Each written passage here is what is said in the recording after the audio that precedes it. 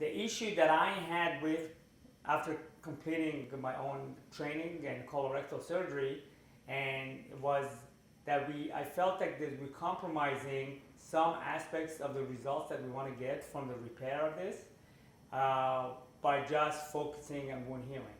So my goal was to develop a technique whereby we get the same optimal wound healings, but not at the cost of cosmesis.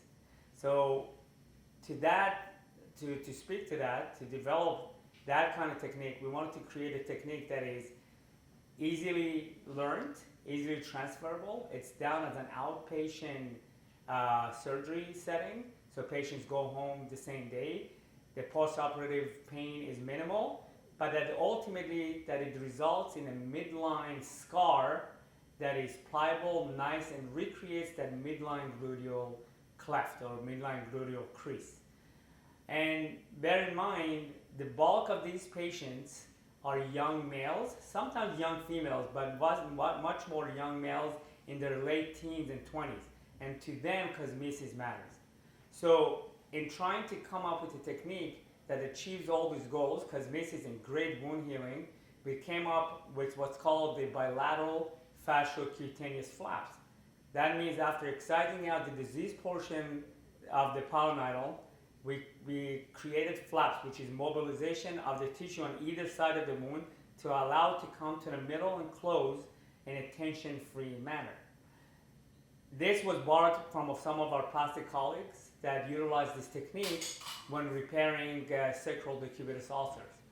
After doing several, 20, 30, 40 of these techniques, we started seeing good results, but we still saw a good percentage of patients that had at least some level of wound complication. Most noteworthy was wound dehiscence or separation of the wound in the lower portion of the wound.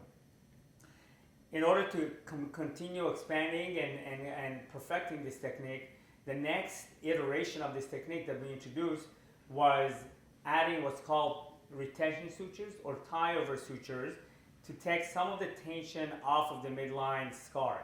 And that was in a way of having two full thickness sutures tied over rolled up gauze after closure of the skin. After we did, again, several, large number of cases with that addition to the technique, we saw some decrease in our dehiscence rate.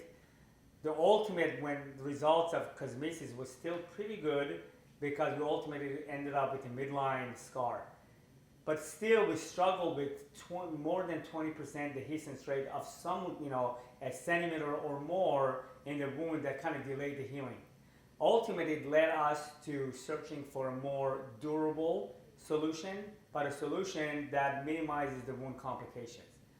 So, in looking around, we came across the Myriad matrix. The Myriad matrix has been previously employed in other challenging wounds, most notably diabetic foot ulcers or venous ulcers, with great results.